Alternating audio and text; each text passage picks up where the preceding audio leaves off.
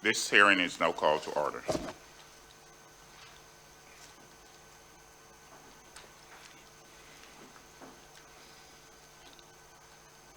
On the 16th of September 2022, the Barbados Light and Power Company filed a motion to vary procedural order number 1 made by the Commission on the 26th of August 2022 to permit two of its expert witnesses to give their testimony and be cross-examined virtually on the days specified in the motion, and to extend the time for hearing of the BLPC's application by 1 day to the 7th of October 2022. The application sets out the grounds in support and is supported by affidavits of Dr. Bent Wildenson and Dr. Philip Hanser. This motion was supported by all interveners. The Commission was asked to extend the order to all parties. Accordingly, the Commission exercises its discretion to permit both Dr. Wildenson and Dr. Hansen to give their evidence and be cross-examined virtually, and to extend the hearing dates for the application to the 7th of October 2022. The Commission will allow other witnesses to give evidence and be cross-examined virtually on notice by the interveners. In relation to the Barbados Light and Power Company's motion in relation to the witness panel, on the 16th of September 2022, the Barbados Light and Power Company also filed a motion for orders that Rohan Seal and Johan Graves form a witness panel for the purpose of giving their evidence and to extend the time to file evidence in the matter. The application is supported by affidavits of Rohan Seal and Johan Graves. There was no objection to this application. The Commission order is that Rohan Seal and Johan Graves may give their evidence together as a panel. On the 16th of September 2022, the Barbados Light and Power Company submitted a motion for permission for its witnesses to use a laptop while giving evidence for the purpose of expeditiously searching for and locating documents such as the various studies, affidavits, and other forms of written submission. The Barbados Light and Power Company proposed that the documents being viewed by the witnesses be displayed on a screen in the room for everyone to see. The Commission is of the view that the proposed limited use of laptops while giving evidence would aid the witness and benefit other persons attending the hearing. Accordingly, the Commission orders that the Barbados Light and Power Company witnesses and any other witness may use a laptop while giving evidence for the purpose of expeditiously searching for and locating documents, provided that the laptop screen of the computer is displayed on a monitor or television screen in the hearing room. In this same application, the Barbados Light and Power Company sought permission to call its witnesses in the following order. 1, Roger Blackman. 2, Ricardo Jenkins. 3, Peter Huck, expert witness. 4, Bent Wildenson, expert witness. 5, Rohan Seal and Johan Graves. 6, Adrian Carter. And 7, Philip Hanser, expert witness. Sir, if I may,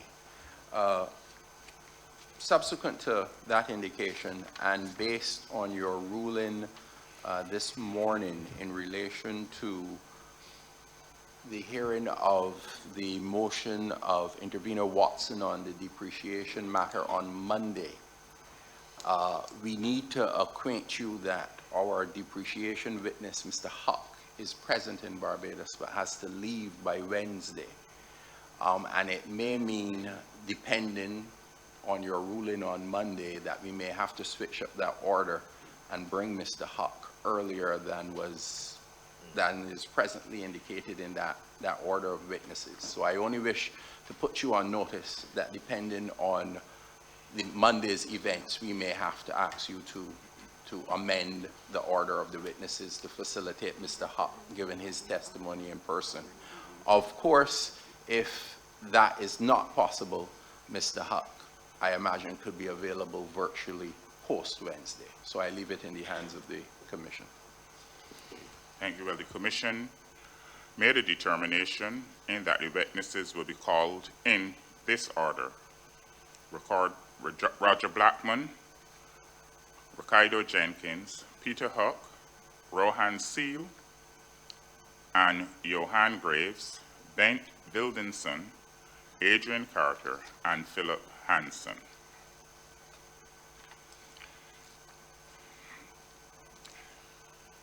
Amendment of the issues list. By motion dated the 22nd of August 2022, the Barbados Light and Power Company applied for an order pursuant to Rule 34.7 of the URPR that the Commission amend Procedural Order Number 1 issued on the 12th of July 2022 by clarifying Item 4.4D of the issues list, namely the accountability clawback mechanism. The Barbados Light and Power Company sought an order in the alternative that the words accountability clawback mechanism be depleted and replaced with the following. Whether the inclusion of a clawback mechanism is appropriate in the calculation of any rate adjustment or revenue requirement which the Commission may be inclined to grant to the applicant pursuant to this application, and 2, if so, what mechanism should be implemented and how should it be applied, and what should be the features of such a mechanism. The alternative order sought was that the issue be deleted from the issues list. The Barbados Light and Power Company's complaint with Item 4.4D is that it is unclear in respect of its relevance, design, and implementation of a clawback mechanism. In the context of the application, and the clarification is necessary to properly describe or specify the issue to be determined by the Commission. In Mr. Blackman's affidavit of the 22nd of August 2022, filed in support of the application, he states that the issue was not amongst the issues agreed by the parties at the issues conference and appeared as a surprise among the list of issues. Mr. Blackman also stated that the Barbados Light and Power Company's evidence filed in the matter does not address the clawback mechanism, and that the Commission's explanation of the issue does not explain how it will be implemented. Further, that the expression of the issue suggests that it is intended to operate in instances of over-recovery by the Barbados Light and Power Company only, which would be inequitable. Mr. Blackman submitted that if the issue is to be removed from this hearing, it will be considered in a separate hearing. The Commission does not agree that the issue is unclear. The Commission explained in a letter dated the 27th of July 2022 that it refers to those requirements that were set out and approved in the 2010 rate review, but either were not implemented or are no longer being incurred by the Barbados Light and Power Company on behalf of the consumer.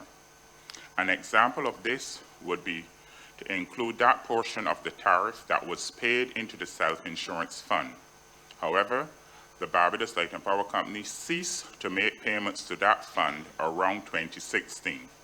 The tariff was not revisited to reflect that. Other factors which have changed include reduced income tax rates, depreciation rate studies, and changes to the capital expansion plan proposed during the 2010 rate review. The Barbados Light and Power Company's motion to amend the issues list is refused. Barbados Light and Power Company's request for confidentiality. By motion dated 6th of September 2022, the Barbados Light and Power Company applied for an order that pages 490, 491, 492, 493, and 494 of its application, Appendix 6, Barbados Generation and Distribution Master Plan, System Expansion Plan, be held in confidence by the Commission in accordance with Section 11 of the Fair Trading Commission Act, Cap 326B and Rule 13 of the Utility Regulation Procedural Rules 2003 as amended by the Utilities Regulation Procedural Amendment Rules 2009. There was no objection to the motion. The Commission agrees that pages 490, 491, 492, 493, and 494 of its application are confidential, and disclose of the same could present a national security issue in relation to the security of the grid, and therefore the Commission has determined that those pages should be held in confidence.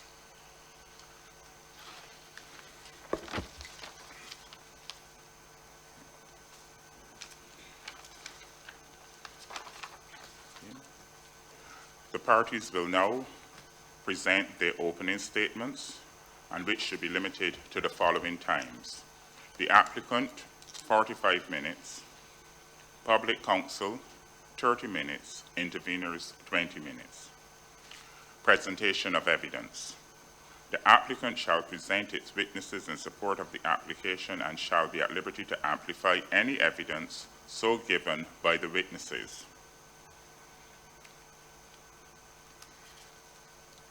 Now, each witness will be sworn in or affirmed.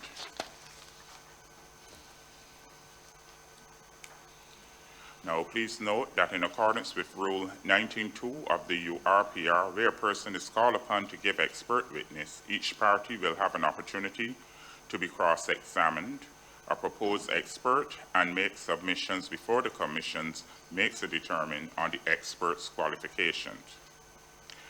After the presentation of each witness called by the applicant, the parties are at liberty to cross-examine each witness in the following order: the public counsel, the interveners, in order of intervention, are the Barbados Renewable Energy Association, the Energy Division, Ministry of Energy and Business Development, Ms. Trisha D. Watson and Mr. David Simmons, Mr. Kenneth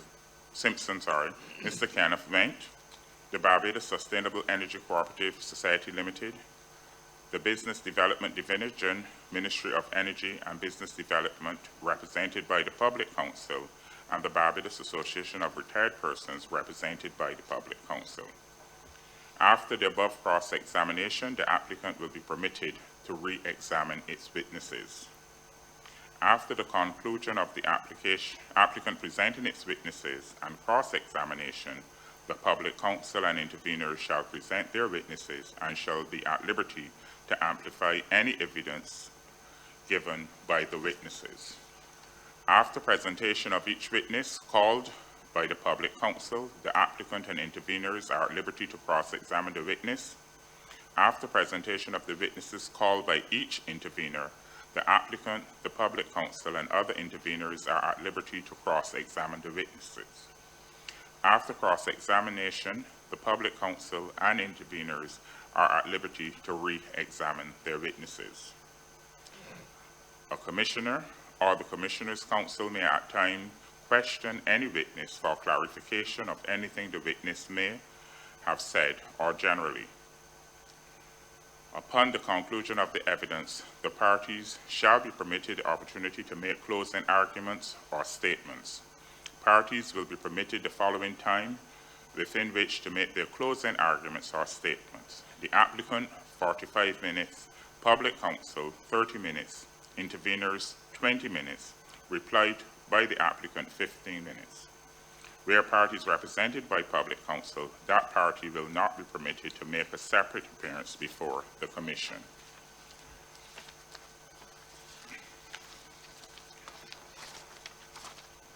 I now invite the applicant to present your opening statements.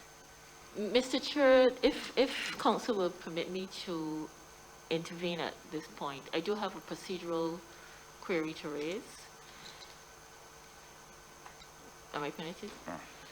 Proceed. Mr. Chair, given that we have the depreciation motion is yet to be presented and heard, and the depreciation calculations are germane to the calculation of the rate base, given that Mr. Blackman will be the first witness and his is related to the general memorandum that essentially presents the application, my question is it appropriate to proceed with even the opening statements at this point, because all of that may change depending on the decision of the commission on the motion?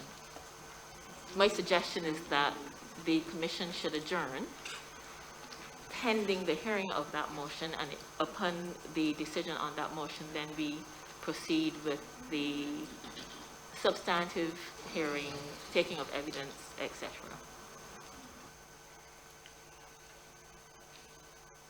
What I would like to say, Chair, is that in my view, to proceed before we determine whether the application has to be amended is potentially prejudicial in the matter.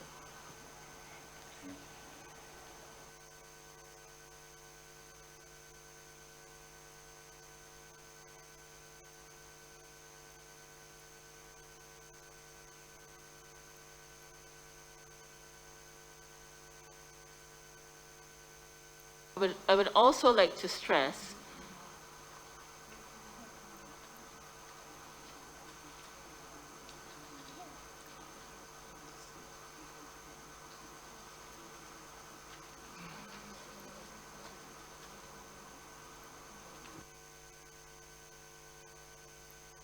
Chair, if I may, I would also like to add that at the time of making the motion, it is contained in the motion, we asked for it to be heard urgently, and we suggested the date of the 16th of September. So, and of course, we got no response whatsoever to that.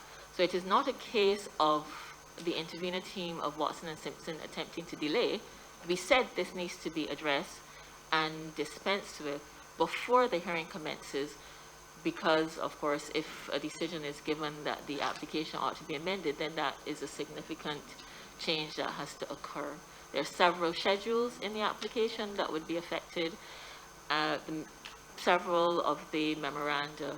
I therefore think it would be procedurally incorrect to proceed until that determination is made. Also, Mr. Chair, state, I am putting this forward as a motion, and as such, the other interveners should be heard, and of course, the applicant.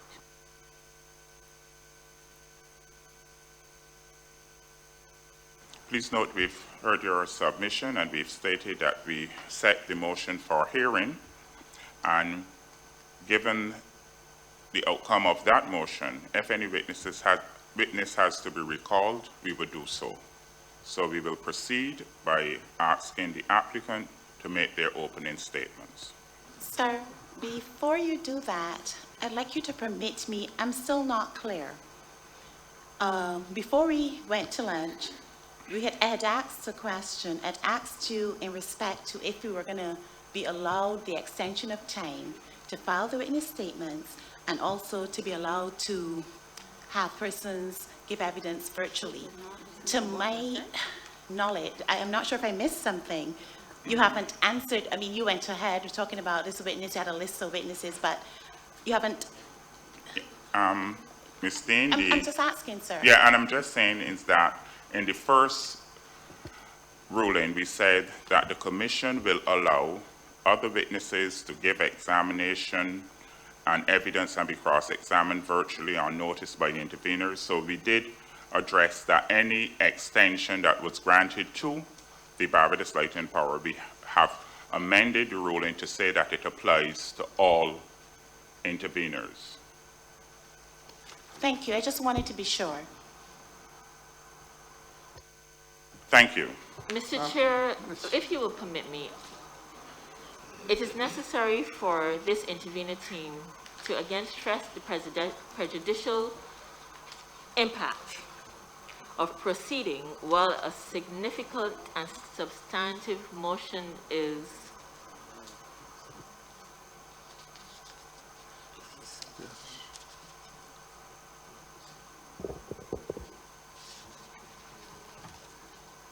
while a motion on a material matter is before the commission, to take evidence on a matter this material, to then ask witnesses to return to address the evidence all over again, is inefficient, is poor procedural practice, is prejudicial in the matter. I would think that the applicant would not want to go through that process either, and we must strongly object to the commission proceeding before with the evidentiary portion of this matter before that motion is dispensed with. I also think that it is appropriate, given the nature of the matter and that it is material, depreciation being so significant in determining the revenue requirement, which is the crux of the matter, that it is inappropriate for the commission to proceed without putting this to all of the parties in the matter. If I may, Mr. Chairman, if I may. Yes, please. Thank you very much. This is a very significant matter, which we would have raised in our letter of intervention of the 5th of January. We would have raised that matter again in our letter of the 4th of April after the FTC would have given its decision. We would have raised that matter again on our letter of the 25th of May 2022. We raised that matter again. Our expert would have raised that matter on the 14th in a correspondence directly to the Commission on the 14th of July. We will raise again in a letter of the 22nd of July, 2022. We would raise the same matter again. Again, we raised that matter on the 15th of August, 2022. And at that time, we pointed out that based on the Commission's ruling, we could have seen that depreciation, which in the audited financial statements was going to be about $7 million less once you apply the depreciation rates that the Commission itself have ordered. We have again, on August the 31st, asked that this matter also be given attention. At that time, we said to Leighton Paul, we set out a schedule showing what depreciation expense we need the ones before and after. And the reason for that, Mr. Chairman, is because you would be aware that the Clean Energy Bridge, where Leighton Paul is proposing 25 years, we're saying that all of Leighton Paul plant has averaged 33 years. And our expert, Dr. Elfar, would want to have some major impacts on that. What we think is that, as Leighton Paul has said, once the Commission has given its decision regarding its proposed rates, they themselves would ask leave of the hearing, and we agree to that they could amend their schedules. That's what Leighton Paul said. And that was said, I think that would have been very early in the application, probably around page 20 of the Leighton Paul application. They advise that the depreciation rates and the methodology used are those proposed and awaiting the approval. That was when they filed, that was on page 709 of the application. Now you've approved, sir, there's no way that we could understand how those schedules are going to impact the entire application. So we would really urge the Commission to first let us have a chance to look at that. Now, in saying that, to be able to expedite the time, I would save my fellow intervener, rather than us having to wait until the 26th, which you would have said would be time. I don't want these procedural matters frustrate me. I mean, when it comes to these matters. The substance of the matter is, if it is that we could come here tomorrow and say, look, the very first thing we want to do is look at depreciation. I'm subject to question because I didn't bring the motion. So that with Mr. Huck, we're hearing is here in Barbados, and we'll be able to get inputs on that now, rather than wait till after the 26th. Mr. Chairman, I wish these matters could be considered in the order that I'm proposing, along the lines that I'm proposing, because it's so much more efficient. But to come to have Leighton Paul discussing matters that we know all those schedules have to be reviewed. Our experts said that. I think you understand me clearly, Mr. Chairman. That would be my submission. Mr. Chair, if I may also add to what Intervenor Went has said. This application is not an insignificant application. There are 40 grounds that the motion is based on, and there is a 50-page affidavit in support. I see that the panel is leafing through to look at that application, I suppose, but this is significant. It is over 60 pages. And there's, as I've already said, there are several schedules that would have to be amended. As Mr. Wendt has pointed out, We have been attempting to address this issue since April. In his case, the 4th of April. In my case, the 8th of April. I have written no less than 3 or 4 times on this matter. And there's therefore there can be no assertion that we are delaying, because we have tried to have this addressed. We also are aware that a decision has been, an order, a depreciation order number FTCUR/ORD/BLPC DP/2022-1 dated April the 14th, 2022 has been issued, and no intervener has noticed or cite, as far as I'm aware, of that order. And the commission itself has recognized the importance of depreciation even in the interim rate case, citing depreciation decisions as antecedent documents in the interim rate matter. So it certainly cannot be ignored. And the applicant has sought to rely on that order to say that it does not have to answer interrogatories on depreciation. So we have to have this matter addressed before we proceed. That would only be fair. That would be the only procedurally correct thing to do. We have tried to address this for months, Mr. Chair, and we must insist that the matter be adjourned until that motion has been adjudicated. We note, and depreciation is set down as an issue to be discussed for this hearing. So at this time, we will continue by just taking opening statements.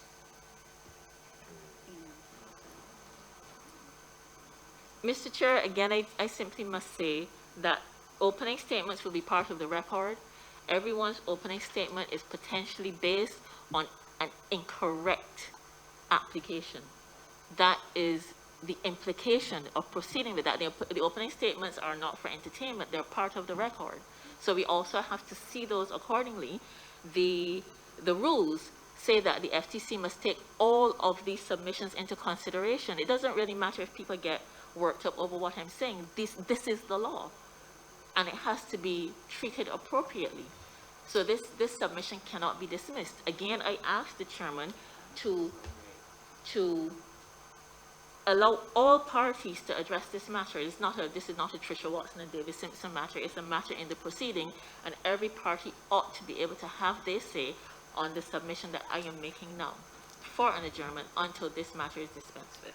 Chair, if I may, and I'm concerned that in its effort to facilitate and bend over, to be fair, the commission may be setting a bad precedent for the continuation of these proceedings. This commission has twice ruled in a matter, and parties have then continued to argue and bring up the same point. If that becomes the precedent in the manner in which these proceedings will continue, we will never finish. Parties have rulings that are made against them every day. You move along in your proceedings and you do what is necessary.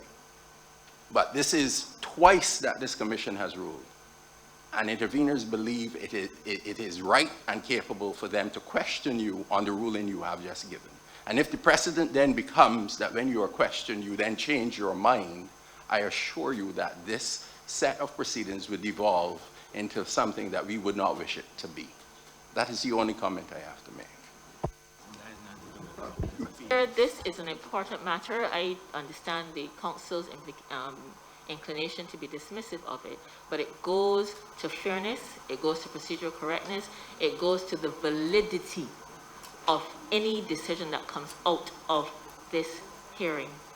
I exhort the panel to put this matter to all of the interveners and to to adjourn the proceedings until it has dispensed with this material motion that has been before the commission, quite frankly, since April 2022, several months. Mr. Chairman, if you give me one last, please. I've been involved in rate making for a while, depreciation and capital recovery in particular, for a long time, done studies on it. I can't wait to get to it. The issue for me is that it is not reasonable in my mind. We can, but we will go through a lot of schedules that then what will come to, which is happening happen before in the Public Utilities Board.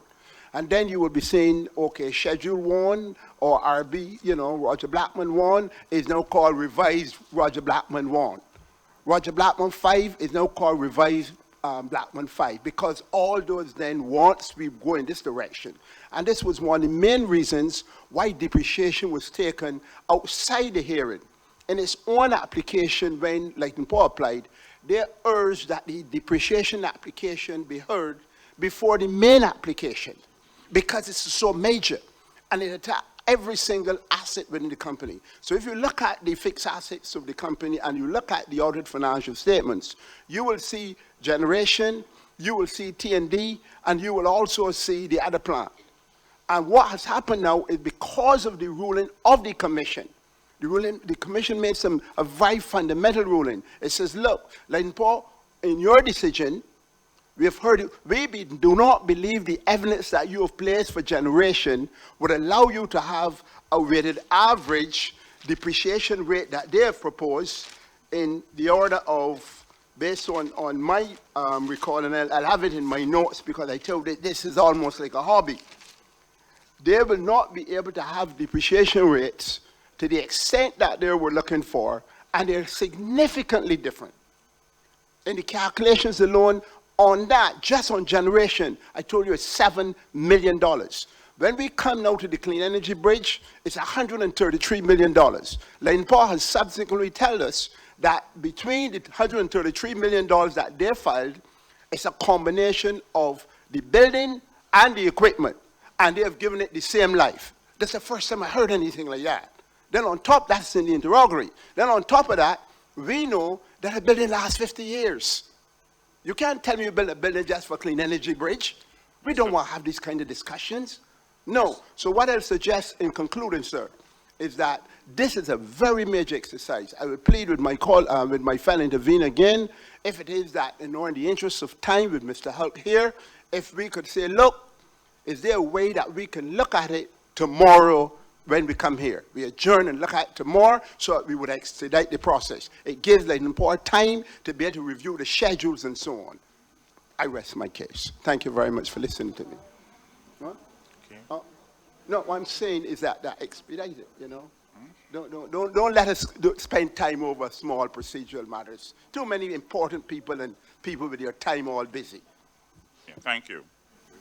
Well, the Commission's position is that the Watson-Simpson team has been given proper notice. The Commission gave the team the option of hearing it later, but not on the basis that the Commission would be adjourning the hearing. The Commission has made a ruling and is not entertaining any further arguments after its ruling. I now invite the...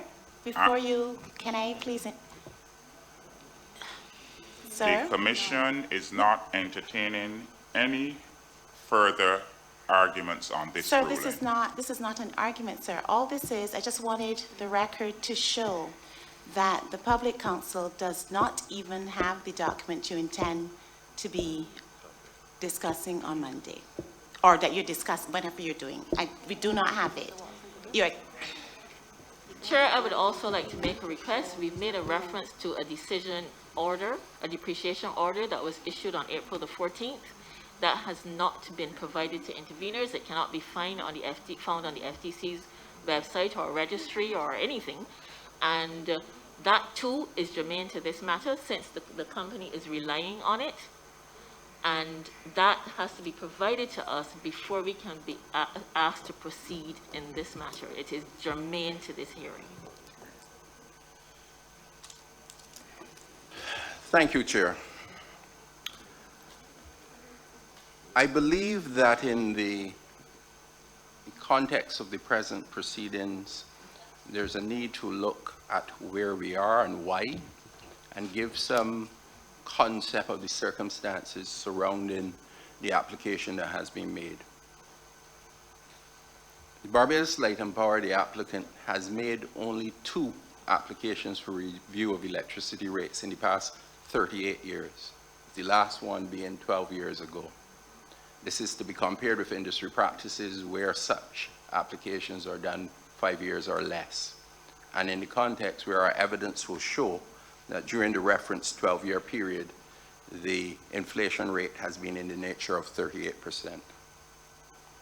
Since 2010 rate review, Light and Power has been successful in its efforts to control costs in producing and distributing electricity, even in the context of flat sales. These efforts included a significant restructuring exercise to increase efficiencies, improve processes, and strategically align the business to allow for the implementation of government's renewable energy vision by 2030. However, this restructuring, by its revolutionary nature, brings challenges and uncertainties for the applicant, its regulator, policymakers, and customers. The Barbados Light and Power believes that moving to a future of increased renewable energy, will provide Barbados with an opportunity to reduce the need for foreign oil and the resulting foreign currency dependence, stabilizing energy costs, strengthen the economy, and create new jobs. Over the last decade, the Light and Power has focused on investing in initiatives to ensure a high level of reliable service and grid resilience, and has been unwavering in its commitment to enhance customers' experience and stabilize costs. Necessary investments in infrastructure, new equipment and modernization, construction costs, evolving customer expectations, and technology, increased operation requirements, and inflation are all factors contributing to the need for an adjustment in our electricity base rates. The applicant has delayed an application for rate relief for as long as practicable, but after more than a decade of not filing for a rate review, an adjustment is now necessary to ensure that the company is able to continue its business of providing safe and reliable electricity with enhanced service while transitioning to 100% renewable energy generation for the future of Barbados. There's no ideal time for a rate review and rate adjustment. Further, the Barbados Light and Power Company acknowledges that with the impacts of COVID-19 pandemic, the recent ash fall from La Soufrière volcano in St. Vincent and the Grenadines, and Hurricane Elsa, some customers are experiencing economic challenges. The applicant has over the years sought to provide affordable rates, especially for the most vulnerable in society. 35% of our residential customers use less than 150 kilowatt hours per month and benefit from the lowest rate. This customer class has seen an increase of less than 8% in rates since 1983, less than 8%. This compares to inflation in that period of 259%. And this is the type of context which I believe the Commission must come to when it's looking at this application that it must deal with. That type of information, however, is not reflected in public commentary. If anything, the analysis has often been unbalanced and inequitable. Our people have heard of large dividend payments to the shareholders. They have not been told that the applicant invested $331 million in plant and equipment over the last 3 years, or $750 million over the 10+ years since the last application. Our people have been told that the applicant lacks commitment to the implementation of government's 100% renewable energy program. They have not been told that the applicant has the first and largest utility-scale solar farm installation in the Eastern Caribbean, or that the applicant has one of the highest solar energy penetrations in the world. Our people have been reminded of the sporadic outages which they have experienced and which plague every utility in the world. But they have not been reminded that the applicant has one of the best reliability records within the Caribbean. And finally, our people have experienced the fear stirred within their minds by those who would have them believe that this request for a rate review is unconscionable and driven by greed. But they're not told that as from early as 2019, the indicators all highlighted the need to seek a rate adjustment. But the applicant, at the request of stakeholders, delayed making the application multiple times. More importantly, even if the requested rate adjustment is granted, Barbadians will continue to pay among the lowest base rate electricity in the Caribbean. This record, while not perfect, is certainly not one of which Barbadians nor the applicant cannot be proud. It is critical for the viability of the applicant that this rate review application be considered favorably. For failing this, the applicant would not be able to meet the applicant's expenses involved in supplying a service which is safe, adequate, and reasonable, and to continue and deliver a secure and reliable supply of electricity to all customers in an environment where the costs of inputs to the applicant's operations have risen substantially. It would be unable to attract new capital and to satisfy lenders of the applicant's ability to repay loans. This means that it would be unable to fund its planned investments to meet customer requirements and government's renewable energy vision. And it would be without the financial resources to respond to financial, economic, and environmental shock as occurred to the world in 2020. It has to be noted that when the applicant last came before this commission, it was experiencing a rate of return of 6.07%, and this commission granted a rate of return of 10%. The applicant comes before you on this occasion, receiving on its investments 3.31% and requests a rate of return of 8.79. We reasonably ask which business person, prudent or otherwise, would consider it acceptable to receive 3 cents on the dollar. Which young entrepreneur, upon investing $1,000 in his venture, feels satisfied to say, I made $33? This is not a sustainable state of affairs. The rate adjustment prayed for in this application is fair and reasonable. That is the context in which the Light and Power comes before the Commission on this present application. The starting point of the Commission's assessment of the application filed is with reference to the statutory provisions which govern the utility regulation. The applicant stands ready to fully discharge its burdens under Section 14 of the Utilities Regulations Act, having regard to the principles of evidence, and as such will demonstrate via its written and oral evidence that on a balance of probabilities, the proposed rates sought are fair and reasonable and in accordance with the principles established by the Commission. The necessary burden of proof to be met by the applicant is that as was confirmed by the Commission in its 2010 decision on the Barbados Light and Power's previous application for rate review. At paragraphs 48-49, it stated that the rate hearing exercise is akin to a civil proceeding, and observed that the standard of proof would be the same as for a civil proceeding in a court of law. However, the Commission's assessment is not limited to a consideration of Section 14, but must be taken with reference to the Commission's role and other provisions of the URA, including Sections 3 and 10, which inter alia impose obligations on the Commission to ensure that every rate made by the Commission is fair and reasonable and in accordance with the principles established in the Commission, and shall take into account inter alia rate on the rate base, the rate of inflation in the economy, and ensuring universal access to consumers of the utility service. Establish principles for arriving rates to be charged with regard to considerations, including the promotion of efficiency on the part of service providers, ensuring that an efficient service provider be able to finance its functions by earning a reasonable return on capital. And 3, protecting the interests of consumers by ensuring a safe, adequate, and efficient and reasonable service. These obligations and considerations have been generally referred to as a regulatory compact, must remain at the forefront of the Commission's mind when considering this application and the submission by the interveners.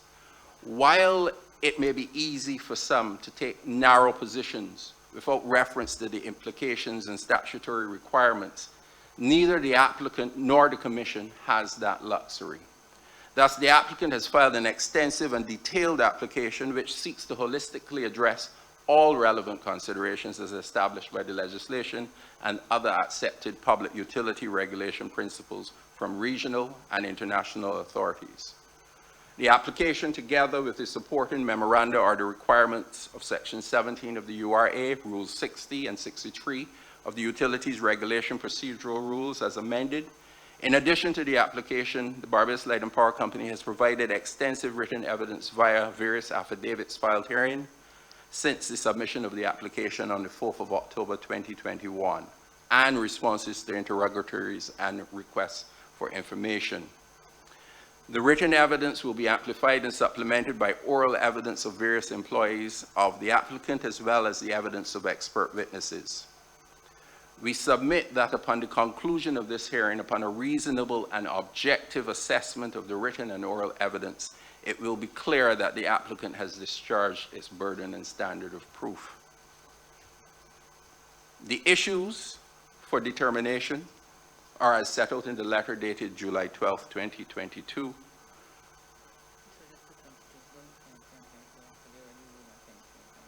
Which issued procedural number 1, which set out the list to be determined by the Commission in determination of this application. We also note the ruling that the Commission has made today relative to the motion brought by the applicant on the issue of issue 4. The applicant is of the view that the rates sought in the application are fair and reasonable and in accordance with the principles established by the Commission. However, in this opening statement, we will provide a broad summary of various elements of the application, which are detailed in the filings before you. The first substantial memorandum will relate to test year. By letters dated November 20th, 2020 and February 23rd, 2021, the applicant notified the Commission of its proposal to use year ended December 31st, 2020 as its test year with adjustments for known and measurable changes. This proposal was approved by the Commission by letter dated March 3rd, 2021. The test year of 2020 was utilized in the application because it was at the time of preparation, the application, the most recent year for which audited financial statements were available. A historical test year has been accepted as the appropriate methodology by the Commission in its 2010 decision.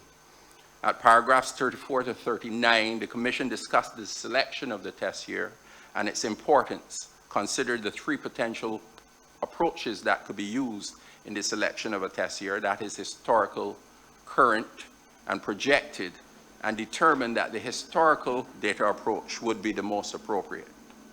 As part of the memorandum on test year at Schedule B, the applicant addresses the impact of the COVID-19 pandemic. As was the position in 2010, these are challenging times. There is worldwide economic downturn, uncertainty. The COVID-19 pandemic is still with us. The supply chain issues continue, and the war in the Ukraine rages on. Therefore, the Commission's observations as to the inappropriateness of using projected data can aptly be applied to the present application. Rate base. The value of utility plant financed by the applicant and investors that is prudently incurred and used and useful in public service, and is valued on the original or historic cost basis. A company has included rate-based plant which is used and useful. It has deducted the accumulated provision for depreciation from the historic cost to determine net total plant. The accumulated depreciation applied to the 2020 test year has been calculated using the rates and capital balances as included in the depreciation application filed in 2019. Since the filing of this rate review application in March 2022, the Commission has approved the majority of the depreciation rates which the applicant applied for. The remaining rates which were not approved will be considered during the course of this hearing, as depreciation has been included as an issue by procedural order number 1. There are also deductions from rate base for funding sources other than investors, such as customer contributions for construction work not yet started and net accumulated deferred income tax. The proposed rate base of $825,891,134 includes cash working capital, material supplies, prepayments, and an amount of construction work in progress.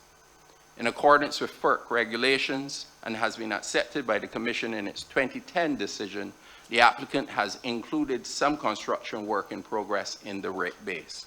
The construction work in progress included has been limited to those items of plant and equipment which are due to be in service within 12-month period immediately following the end of the test year. The vast majority, almost 80% of the $134,772,528 included by the applicant as construction work in progress relates to the Clean Energy Bridge, a 33-megawatt plant being constructed in St. Lucie in the sum of $177,483,862. As the Commission, interveners, and the public is aware, the Clean Energy Bridge has already been commissioned and is in service since July 2022. And the reduction in utility bills has already been enjoyed by the consumers of the Barbados Light and Power. Applying the 45-day rule methodology, which is commonly applied guideline across the regulated electricity utility industry, and which was accepted by the Commission in the 2010 decision, the applicant has included cash working capital in the rate base. The cash working capital bridges the time gap between cash outflows to fund resource inputs and cash inflows for service provided to customers. The company's cash working capital determination reflects known and measurable changes to the 2020 test year. The applicant is prepared to establish the reasonableness and propriety of all expenditures, operating as well as capital expenses. Rate of return. In order to maintain a high level of service, safety, and reliability during the transition to energy from 100% renewable sources and a new electricity market structure, continued investment is required. To achieve the objective of ensuring that customers continue to receive the reliable supply of electricity they are accustomed to at reasonable rates, significant funding is necessary. And to track and retain such funding as well as meet expenses, a reasonable rate of return is necessary. A utility's rate of return is considered as a measure of the utility's profitability and can be estimated by determining the utility's cost of capital. The applicant requests that the Commission adopt a rate of return on rate base of 8.79%, which is the applicant's weighted average cost of capital, stated on a regulatory basis, including the weighted combination of the applicant's cost rates for debt and other sources of funds and a fair rate of return on equity. This is based on the cost of equity and WACC for Barbados Light and Power Company, the study dated 20th of September 2021, which was led by Dr. Bente Villadsen of the Brattle Group. The company has, through its efforts to renegotiate existing loans and secure new debt, has been able to achieve a cost of debt of 2.78%, which is significantly lower than the cost used in setting the existing tariff, which will benefit the customer. Relative to the return on equity, the application is made against a background of the accepted regulatory principle that investors should be allowed the opportunity to earn a return of equity comparable to what they would earn on other investments of similar risk. This principle was highlighted in Federal Power Commission and Hope Natural Gas. The Hope decision is one of two leading international regulatory authorities which have been consistently applied by this Commission. It is, as well as its predecessor, Bluefield Waterworks and Improvement Company, established that a rate of return is an essential element in the process of rate regulation. In Bluefield, the U.S. Supreme Court stated, what annual rate will constitute just compensation depends upon many circumstances and must be determined by exercise of fair and enlightened judgment, having regard to all relevant facts. A public utility is entitled to such rates as will permit it to earn a return on the value of the property which it employs for the convenience of the public. The return should be reasonably sufficient to assure the confidence in the financial soundness of the utility and should be adequate under efficient and economical management to maintain and support its credit and enable it to raise the money necessary for the proper discharge of its public duties.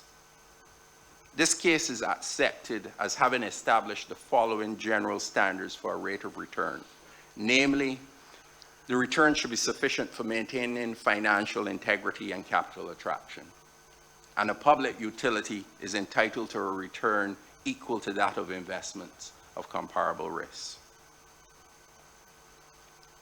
The applicant will show that the rate of return that is being sought is fair and reasonable, accords with the applicable regulatory principles, and provides the means for the applicant to fulfill its duties to the public. Good utility regulation recognizes that inadequate authorized return levels essentially constitute the confiscation of the capital committed by investors. Further, inadequate authorized return of equity disadvantages the customer as it exposes them to unnecessary risk that could arise as a result of insufficient funding necessary to ensure safe and reliable electricity supply.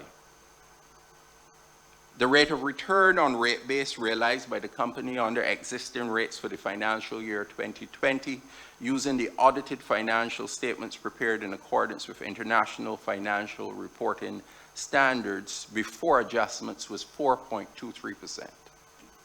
and 3.31% after adjustments for known and measurable changes in the test year 2020, well below the allowed 10% determined in the 2010 decision. A rate of return of 3.31 is unfair, unreasonable, and unsustainable, more importantly. The applicant has held strain for as long as possible, and as such, the adjustments sought by the application are necessary.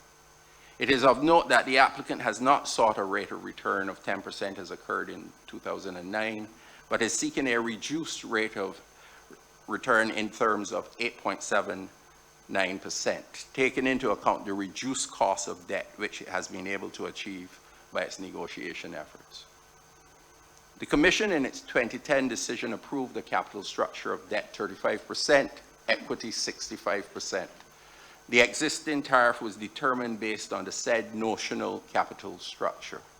In 2010, the actual capital structure was approximately debt 20%, equity 80%. The applicant considers the 35-65 structure to be reasonable and has made efforts to transition its capital structure closer to the approved structure by raising debt to fund new investments and making reasonable dividend payments over the period. And at the end of 2020, the capital structure was made up of 26% debt and 74% equity, with committed but undrawn debt of $33.1 million related to the Clean Energy Bridge. After taking account of the debt relating to the Clean Energy Bridge, which has now been commissioned, the actual debt to equity ratio is in the region of 29% debt and 71% equity. The Brattle study and the weighted average cost of capital proposed in the application incorporates lower equity participation of 65% for regulatory purposes, which adjusted to include other non-traditional sources of capital works out to be 58.72%. It must be highlighted that in furtherance of the energy goals, BNEP energy goals, the company is entering a period during which significant investment in plant will be required to facilitate the transition to electricity from 100% renewable energy sources and to maintain a safe, reliable supply of electricity for its customers. It is anticipated that the company's debt will increase during the period covered in the financial forecast. The revenue requirement is a total amount which must be billed and collected in rates from utility customers for the utility to recover its costs and earn a fair and reasonable return. The formula applied to determine the company's revenue requirement is the same formula that was applied in the 2010 decision. Consistent with the last review, the company's revenue requirement has been developed with the intent to provide an opportunity to recover its prudently incurred costs for providing utility services and to earn an appropriate return on invested capital, including a fair return on equity. The revenue requirement has been determined based on the following rate-making formula and its components. Rate based by allowed rate of return equals operating income plus operating expenses, depreciation, and taxes equals revenue requirement. It is calculated based on the 2020 test year operating expenses, depreciation, and taxes taking into account the proposed rate base and requested rate of return. The test year revenues on existing rates are $393,765.62. However, based on a proposed rate base of $825,891,134, a revenue requirement of $440,240,372 is necessary. Therefore, the applicant's revenue requirement has increased by $46,475,310. Rate design. The applicant has developed rates which are guided by an embedded cost of service study that was led by Dr. Philip Hanser of Brattle. The study is entitled Allocated Class Cost of Service Cost Study. The proposed rate design reduces the over-reliance on volumetric charges such as energy charges for fixed cost recovery to facilitate the sustainable transition towards the nation's 100% renewable energy generation target as outlined in the Barbados National Energy Policy 2019 to 2030. The memorandum on proposed tariffs presents the electricity tariffs that are being proposed and the rationale for the rate design. The applicant also proposed the establishment of a permanent time of use tariff and the disaggregation of the current fuel clause adjustment to allow for the establishment of a renewable purchased power adjustment clause to recover the cost of renewable energy purchases. The company's rate design and revenue allocation objectives are efficiency, fairness, and revenue adequacy. The company has also sought to ensure rate stability. Thus, the applicant has not strictly designed rates based on the result of the cost study.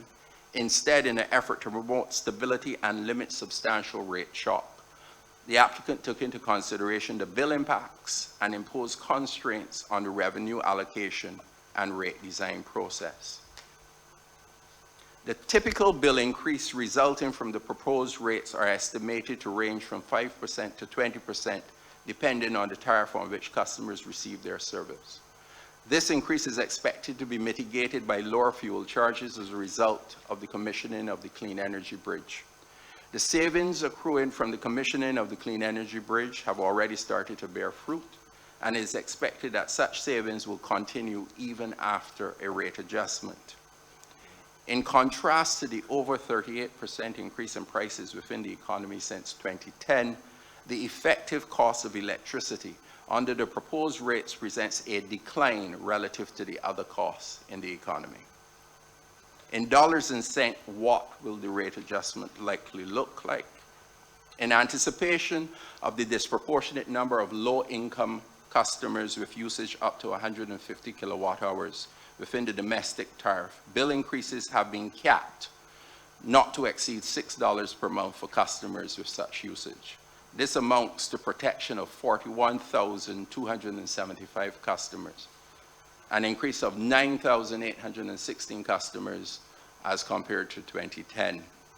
The company has maintained the inclining block structure which the Commission approved in its 2010 decision. The customer charge increases on lower usage blocks will be kept below full cost of service to reduce bill impacts on lower usage customers, many of whom may have low incomes, while the customer charge of the higher usage blocks will be at the cost of service. Relative to base energy charge, the inclining block rate structure and usage blocks will also be retained. The increase on the first block will be limited to an additional 2 cents per kilowatt hour to lessen the impact on the low usage customers. The energy charges at the higher usage bands will vary from an additional 4 cents per kilowatt hour for the second usage block to an additional 6 cents for the highest block. In other customer classes, the inclining block structure has also been used, and there have also been limits to the increase on either the customer charge, base energy charge, or both. The applicant acknowledges, however, that rate design is an art and a science, as various objectives, some of which are competing, must be balanced and tailored to the circumstances of the environment in which the utility operates.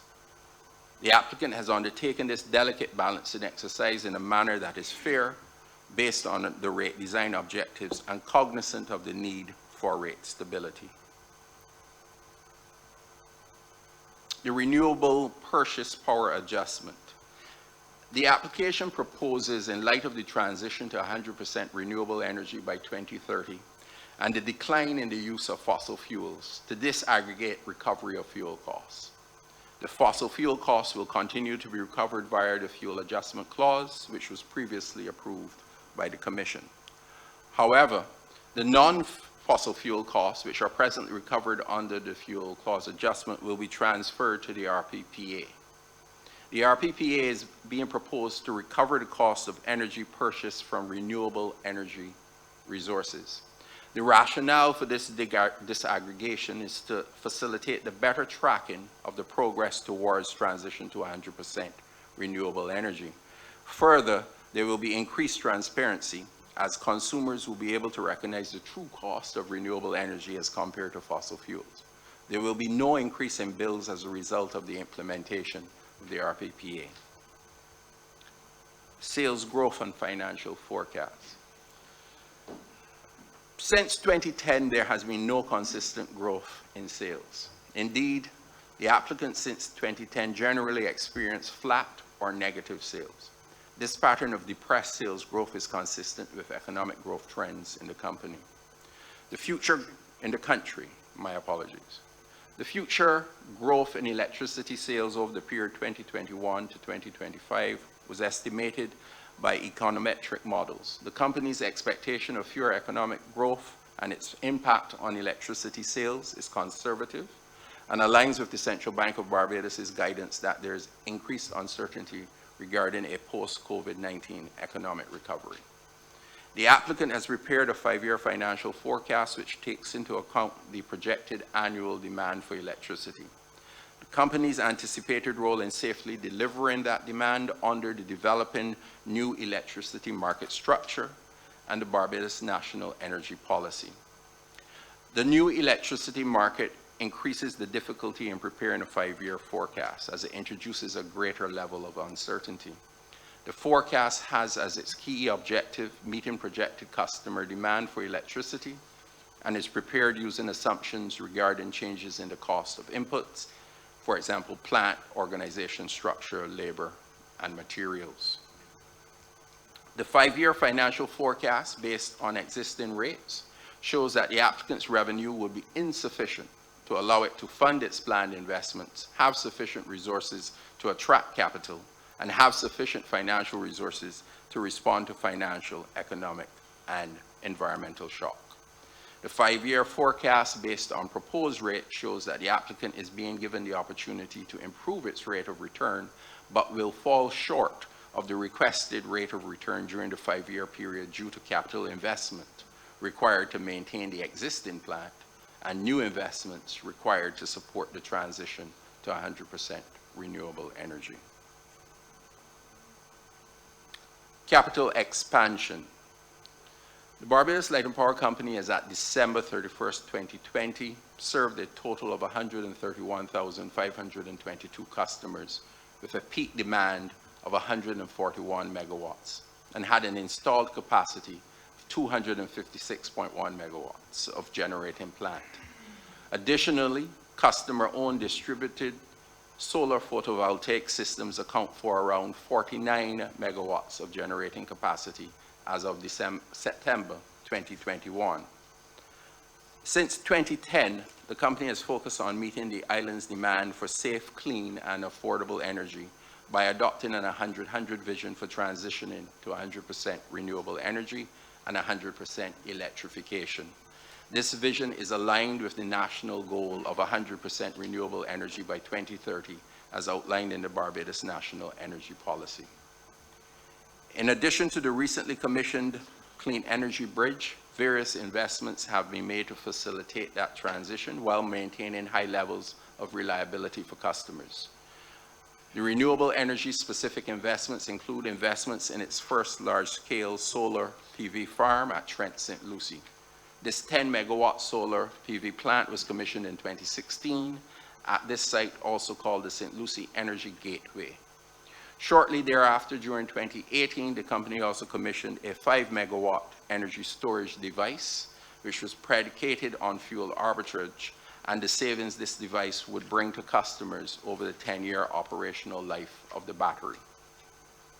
Other investments have supported resilience, modernization, safety, and reliability, and range from undergrounding and investments to the substation and transmission infrastructure to AMI, cybersecurity, and grid modernization.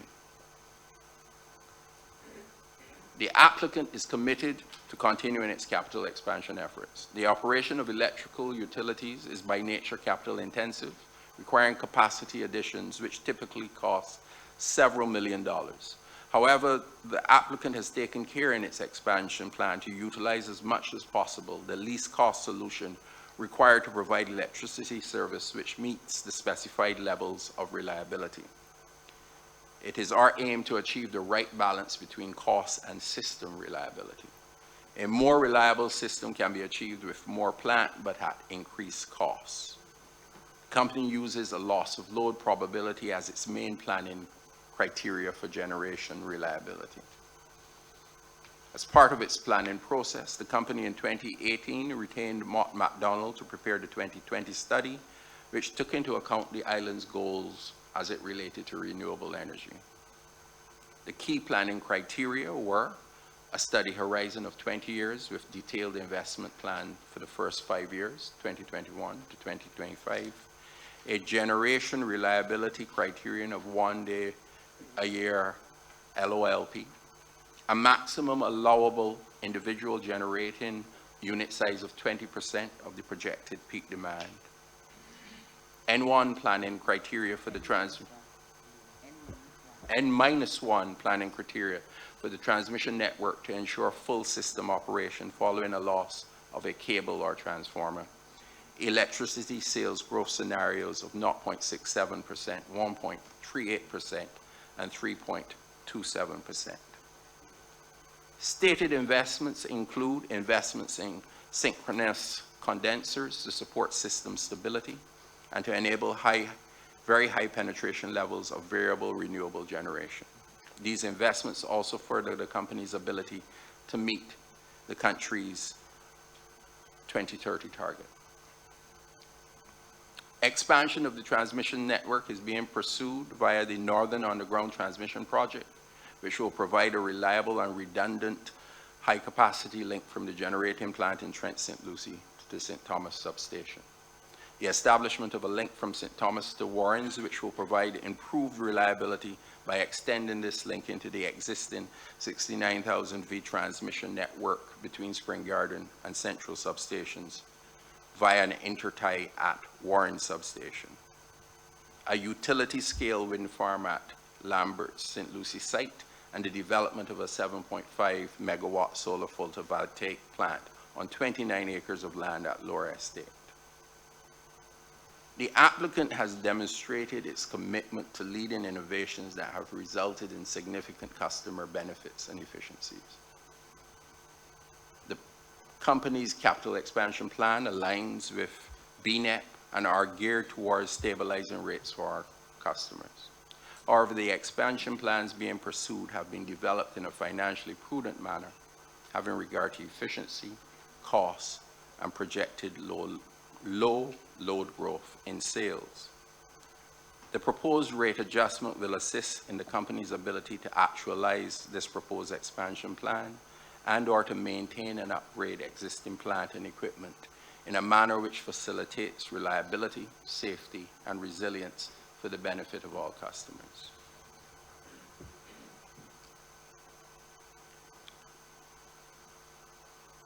In conclusion, Chair,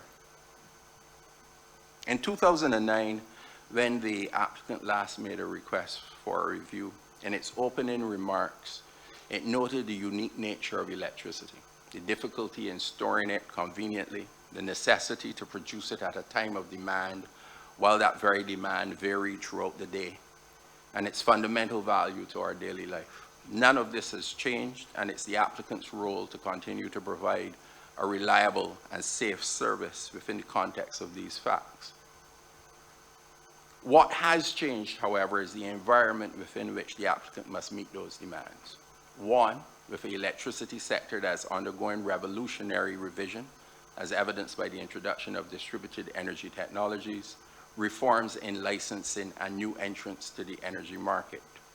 Increased costs of operation while experiencing low to negative sales growth, and substantial investment still being required for renewable energy transition.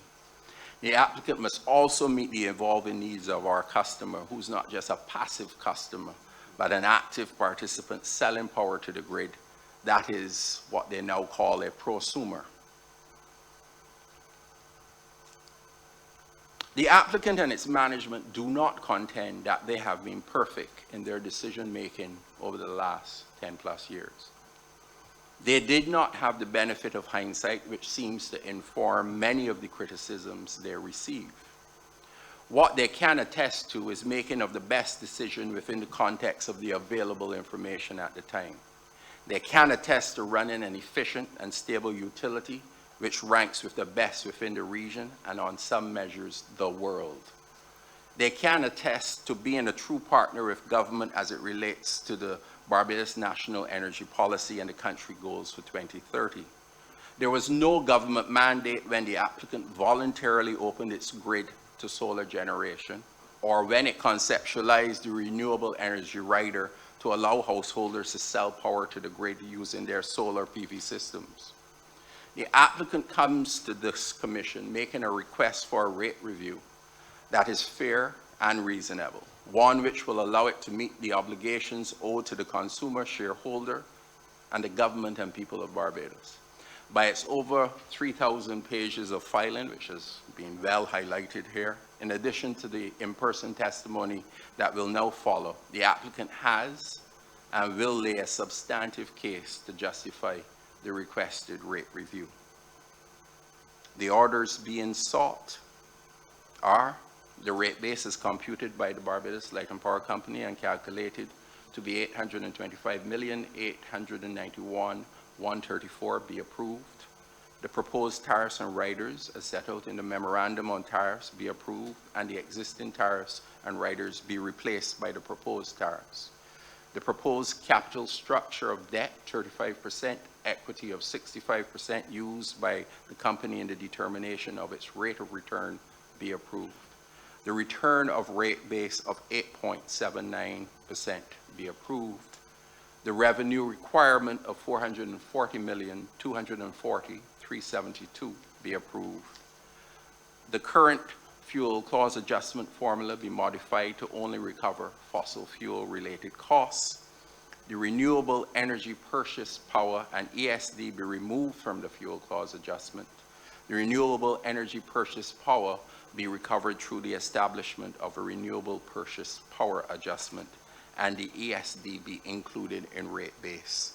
The existing standards of service be retained, and such other orders as this commission may deem appropriate. Thank you, Chair.